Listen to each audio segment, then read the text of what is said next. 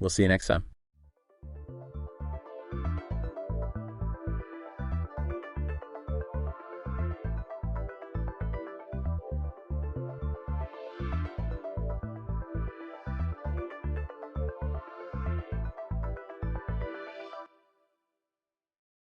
Okay, let's unpack this. Welcome back to the deep dive. Our mission today is arguably one of the most fundamental in all of industrial history. We were taking a deep dive into the steam engine. This is the piece of technology that literally built the modern world, transitioning us from, muscle power to mechanical might in what feels like the blink of a historical eye. It really is the essential infrastructure, isn't it? Yeah. But it's often just relegated to a history textbook. We see these images of massive clanking locomotives or old Victorian factories, and we think of it as obsolete. But the core concept, this external combustion heat engine that uses pressurized steam to perform work, is still the single most important technology in large-scale global power generation. Absolutely. If you turn on a light switch pretty much anywhere in the developed world, you are almost certainly relying on the descendants of the steam engine. You are. And I think that's a crucial distinction we need to make right out of the gate. We're talking about an external combustion engine. It's not like the internal combustion engine in your car. So what does that separation mean thermodynamically and, practically? Well, practically, it just means the entire system is segmented. You have a furnace or some kind of heat source where the fuel burns, but the combustion products, the smoke, the hot gases, they never actually enter the cylinder. Right. The working fluid, which is just water converted to steam, stays completely separate. It often works in a closed loop. That steam pressure then pushes a piston back and forth, what we call reciprocating motion, and that force is converted into rotational work. Through a connecting rod and a crankshaft. Exactly. And when we look at the physics of how that happens, especially in its most idealized, most efficient form, we are talking about the Rankine cycle. The Rankine cycle is the thermodynamic law. It governs virtually every modern high-output power station today.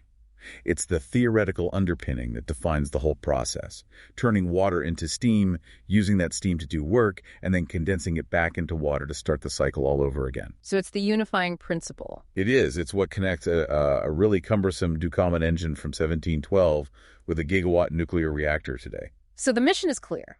We're tracing this revolutionary idea from its origins, analyzing the critical mechanical problems that engineers solved over 3 centuries, and explaining why, despite being replaced in cars and trains, it remains indispensable. If the Rankine cycle is the goal, where did this slow evolution of heat and pressure even begin?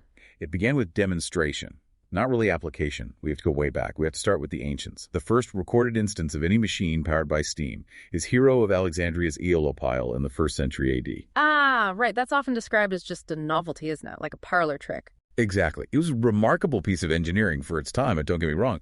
It was essentially this hollow sphere mounted on pivots. Steam was fed into it, and 2 jets expelled the steam tangentially, which made the sphere rotate. And rotate rapidly. So it was a kind of reaction turbine. A very rudimentary one, yes. It was used to demonstrate the potential of steam pressure, but it was never intended to do actual useful work. It was a curiosity that then basically vanished from the record for well over 1,000 years. So the idea of steam power was there, but the economic and engineering pressures just weren't in place until much, much later. What brought it back into the practical conversation? One single problem: water. Specifically water filling up mines. As mining tech improved and shafts went deeper, traditional methods like, bucket chains pulled by horses or just manual labor became completely unsustainable. They hit a wall. And we see early attempts to solve this, like Geronimo de Ayance y Beaumont's patented steam-powered water pump in 1606. It was designed specifically for draining inundated copper and silver mines in Spain. So that establishes the economic driver.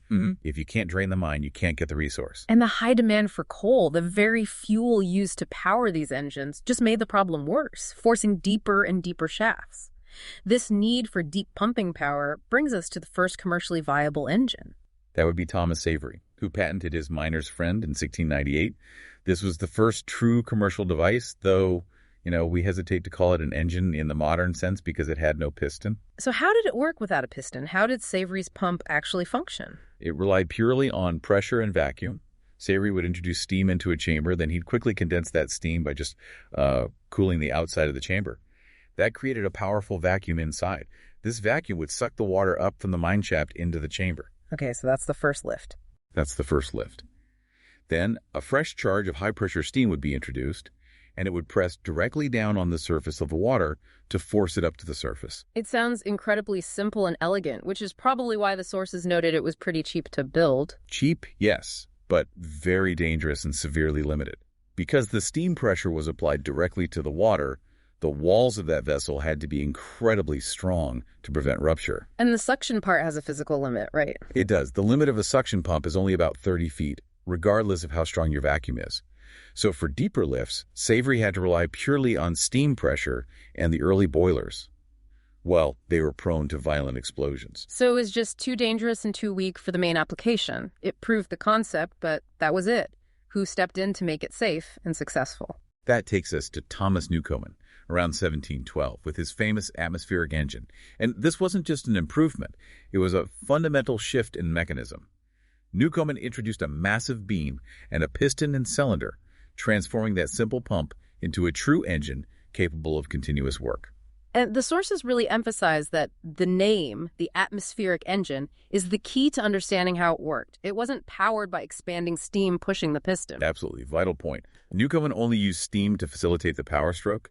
He would fill this massive cylinder with low-pressure steam, then inject cold water directly into the cylinder itself. Okay, so that instantly condenses the steam. Instantly. It creates a near-perfect vacuum under the piston, and the actual working force was just normal atmospheric pressure, about 14.7 pounds per square inch, pushing the piston down into that vacuum. So the atmosphere did the work. Newcomen just created the condition for the atmosphere to act. Precisely. It was air pressure doing the heavy lifting, which is why these early engines required enormous cylinders just to get a usable amount of force. But the success was immediate and huge. Newcomen's engine worked at greater depths and more safely than Savory's. It quickly spread across the coal fields of Britain and Europe. But it had that fundamental self-inflicted thermal wound. Oh, the coal consumption was outrageous. To condense the steam, you sprayed cold water into the cylinder, cooling the cylinder walls. Then, on the very next stroke, you had to reintroduce hot steam, which then had to reheat those massive cold metal walls. This cyclical heating and cooling wasted colossal amounts of heat energy in every single stroke. And that inefficiency was the technological ceiling for decades, until James Watt, starting in the 1760s, tackled that specific thermal flaw. This is the Watt revolution. What was the aha moment for him? Well, the legend goes that Watt was repairing a model of a Newcomen engine and just became fixated on how much steam it wasted. His core insight was simple but genius. Why cool down the very thing you're trying to keep hot? The cylinder should always be kept hot. So how did he manage condensation without cooling the cylinder? His solution was the separate condenser, which he patented in 1769. He piped the spent steam out of the working cylinder into a separate cooled vessel just for condensation. The main cylinder stayed hot, maintained by a steam jacket, while the condensation happened somewhere else. Which meant the engine was no longer wasting all that heat reheating the cylinder walls over and over again. Tens of thousands of times a day, yes. And the immediate economic impact of that change is what really accelerated everything. We have the numbers. Boulton and Watt's engines used half the coal of the best Newcomen designs. Look at Watt's own measurement of efficiency, which he called duty. An average Newcomen engine delivered about 5 million foot-pounds of work per unit of coal. Watt's early engines, they averaged 17 million, a threefold improvement. This wasn't just better physics, it was a revolutionary business model. In places where coal was expensive, Watt's engine was profitable, where a Newcomen engine would bankrupt you. They even leveraged this. Boulton and Watt sold engines on credit and often took a share of the fuel savings as payment. They weaponized efficiency. A brilliant blend of engineering and finance. But Watt's initial engines, like Newcomen's, were still primarily massive, stationary pumping engines. To truly revolutionize manufacturing, he needed rotary motion. That was the next major hurdle. They had this powerful back-and-forth pumping action. But to drive factory lathes and looms, they needed continuous, smooth, circular motion. Watt was initially constrained by James Pickard's patent on the simple crank and flywheel. So Watt had to invent a workaround. He did. He famously used the sun and planet gear, which achieved rotary motion without violating the patent. But more importantly, he added other critical features: the double-acting cylinder, where steam pushes the piston in both directions, and the centrifugal governor to control speed. The result was an engine that could provide continuous, dependable rotary power, freeing factories from having to be located next to a river. And that's the moment the Industrial Revolution truly scales up, when the factory can move inland. But Watt's patents, as beneficial as they were, also acted as a ceiling, particularly on pressure. Watt was fundamentally afraid of high-pressure steam. He viewed it as dangerously unstable, so his patents legally prevented anyone from building high-pressure engines until they expired in 1800. The moment that ceiling lifted, the engineering world was ready for the next big shift. Which was mobility. Exactly. Yeah. Enter Richard Trevithick in Britain and Oliver Evans in America. They realized that if you could use steam at high enough pressures, say 40 to 50 psi, the steam itself could provide the driving force. No massive vacuum vessel, no huge cylinder needed. You just push the piston and then exhaust the steam into the atmosphere. And the immediate benefit there is power density. A high-pressure engine was way more powerful for its size. Oh, the difference was night and day. Watt's engines were slow, massive, stationary. Trevithick's high-pressure engine, patented in 1802, was compact, powerful, and it could move. It was the prerequisite for the steam locomotive, for steamships, for everything that came next. And Trevithick also refined the pumping engine with the Cornish engine, didn't he? He did, starting in the 1810s. This was a highly specialized compound cycle engine. It used high-pressure steam expansively first, and then condensed the lower-pressure exhaust steam. It was designed for heavy pumping duty and achieved efficiency that rivaled Watt's best work, but at much higher power levels. Okay, so now we have the historical context. Let's turn to the mechanics. Let's tear the whole thing down. What are the essential physical components of a modern steam plant? Well, you're going back to the Rankine cycle, which defines the 4 stages. First, you need a heat source and the conversion vessel, the boiler or steam generator. And the engineering of the boiler itself saw huge evolution, specifically in how heat was transferred. The sources distinguish between fire tube and water tube designs. Yes. The fire tube boiler, which was common in early high-pressure engines and locomotives, works by passing hot combustion gases through tubes that are immersed in water. It's simple to make and holds a lot of steam, which is good for quick bursts of power. But it had limits on pressure. Exactly. The shell had to contain the pressure, which limited how high you could go. Yeah. The water tube boiler was the answer. Here, the water is inside a network of tubes, and the hot gases circulate around the outside. This means the pressure is contained by many small diameter tubes, which are inherently much stronger. They can handle vastly higher pressures and temperatures. And to get maximum efficiency, you don't just want steam, you want better steam. Which brings us to superheating. What is that, and why is it so important? Well, when water boils, the steam it produces often contains tiny suspended droplets of liquid water. We call that wet steam. Wet steam is inefficient and it's destructive. It causes erosion and, critically, it contributes to our old enemy, cylinder condensation. So superheating is the fix for wet steam. It is. After the steam leaves the main boiler drum, it's routed through a secondary set of tubes, the superheater, often placed in the hottest part of the furnace. This raises the steam temperature well above the boiling point without increasing the pressure. That extra heat turns all those water droplets into dry, invisible, high-energy superheated steam. So we've generated our high-pressure superheated steam. Next, it moves to the motor unit, the piston, or the turbine. After it does its work there, what happens to it? It moves to the final stage, the cold sink, the mechanism for rejecting waste heat. Every heat engine has to have this step.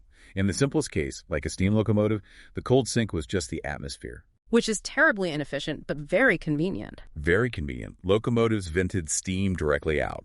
The clever trick there was venting some of that exhaust up the chimney through a nozzle, the blast pipe, which created a powerful suction, making the fire burn hotter, great for power, terrible for efficiency. You lose all latent heat. So for any static application or a ship where fuel weight matters, they had to recover that heat, which requires a condenser. Absolutely. The goal of the condenser is to create a vacuum at the exhaust end, increasing the pressure difference across the piston, and to turn the steam back into liquid water for recirculation. The big innovation here was the surface condenser in the 1830s. To avoid fouling the boiler with salt water, right? Yeah, exactly. The surface condenser used tubes to pass cooling water through, while the exhaust steam condensed on the outside of those tubes. This kept the pure boiler feed water completely separate from the cooling medium. Okay, so we've got the full anatomy. But let's return to the elephant in the cylinder. That fundamental thermodynamic challenge of the simple reciprocating engine. The problem Watt solved, but which continued to plague engineers. Right. Think about the inside of a single expansion cylinder. When the high-pressure steam enters, it expands and its temperature drops significantly, maybe hundreds of degrees, in a single stroke. The metal cylinder walls are exposed to this huge, instantaneous temperature drop. So they end up at a temperature somewhere in the middle. Yes, and when the fresh, hot, high-pressure steam comes in, it immediately hits these relatively cooler metal surfaces. A huge portion of that steam doesn't push the piston, it just immediately flashes back into liquid water condensation on the cylinder walls. So you've just lost energy before the piston has even really started its stroke. That steam is now useless. That's the major loss. But then there's the second half of the cycle. During the exhaust stroke, as the pressure falls, those water droplets on the walls flash back into steam. To do that, they draw heat directly from the cylinder walls, cooling them down even further. So it's a thermodynamic self-sabotage. It's spending energy cooling its own working surfaces right before it needs to reheat them. Precisely. It's constantly stealing heat at the end of the stroke and wasting it. This is why just making a bigger cylinder for more expansion is counterproductive. More surface area means more condensation. So the simple engine hit a thermal ceiling. The only logical solution was to change the configuration. This forced the leap to compound and multiple expansion engines. This was the major refinement that kept the reciprocating engine viable for so long. The core idea is just elegant. Instead of one massive efficiency-killing temperature drop, you split the total drop across 2, 3, or even 4 cylinders in series. So let's trace the path. High-pressure steam enters the first, smallest cylinder. It starts in the high-pressure H-key cylinder. It expands, does work, and the temperature drops, but only moderately, so condensation is minimized. The exhaust steam from that HP cylinder is then routed directly into the next, larger cylinder, the low-pressure LP cylinder, in a simple compound engine. And the subsequent cylinders have to be progressively larger to handle the expanding steam volume. Absolutely. The engine is staged. By keeping the temperature differential small in each cylinder, you drastically reduce condensation loss across the whole system. And the ultimate expression of this was the triple and quadruple expansion engines. Where did these mechanical behemoths become mandatory? Marine shipping. After 1880, they were basically universal for large ships. The efficiency gain was strategic. If you carry 30% less coal on a transatlantic voyage, that means 30% more cargo. The complexity was justified by the cost savings. We see the legacy of this design in the World War II Liberty ships, over 2,700 of them, all driven by reliable triple expansion steam engines. Incredible. So let's shift to motion control. For an engine to be useful, especially for something like a locomotive, you need precise control over the piston cycle. Let's talk about the 4 events of the cycle. Okay, so for every 2 strokes, you have 4 events. Admission, letting steam in. Expansion, the power stroke. Exhaust, venting the spent steam. And compression, trapping a bit of that spent steam as a cushion. And all of this is governed by the valve gear. The primary way to control power and save steam was to shorten the cutoff. Explain what that means. Shortening the cutoff just means closing the admission valve earlier in the stroke. This lets a smaller amount of high-pressure steam into the cylinder, but it lets that steam expand for a longer period. The benefit is huge. You use less steam per stroke for the same amount of work. It increases efficiency dramatically. But early, simple valve gears had a major issue when you tried to do that. Yes, because if you advance the valve to shorten admission, you also automatically shorten the exhaust period. If the exhaust period was too brief, the spent steam couldn't get out, which led to high compression and reduced power. It made the engine rough and inefficient. So how did they solve this compromise? They introduced the concept of lap. Lap was the compromise that made simpler valve gears, like the ones in locomotives, work so well. Lap is basically an extension of the valve's surface, designed to overlap the admission port when the valve is in its middle position. By adding lap, the valve has to move further before it opens the port, which shortens the admission period. But crucially, the geometry means the exhaust side of the valve stays open for longer. Pure mechanical genius. A subtle change in geometry to fix a huge thermodynamic problem. And you mentioned compression. Why is that essential, not just a side effect? Compression is vital for the mechanical health of the engine. Before the exhaust valve closes, a small bit of low-pressure steam is trapped. This steam is then compressed as the piston comes to the end of his stroke. It acts like a cushion. Exactly. A pneumatic dampener. It absorbs the momentum gently, avoiding the terrible mechanical shock of the piston slamming into the suddenly admitted high-pressure steam on the reversal. And these are incredible levels of precision. How did engineers actually monitor these complex cycles? That's where instrumentation became critical. The truly revolutionary diagnostic tool was the steam engine indicator. This instrument mechanically traces the pressure inside the cylinder throughout the entire cycle onto paper, generating what we call an indicator diagram. What can you read from that diagram? Everything. The shape tells you if the cutoff is too early, if the exhaust is restricted, if the compression is too high, and by calculating the area inside the diagram, they could precisely determine the developed horsepower. It was like an EKG for the engine. And if the indicator showed you how good your engine was, the gold standard for stationary performance was the Corliss engine? What made George Corliss's 1849 design so special? Corliss addressed the compromises of simpler valve gears. He used 4 separate rotary valves, 2 for emission, 2 for exhaust. That separation allowed him to optimize the timing for all 4 events independently. The exhaust valves could open and close quickly, minimizing back pressure. The admission valves could be instantly tripped shut by a governor-controlled mechanism. This allowed for automatic variable steam cutoff. On a massive scale.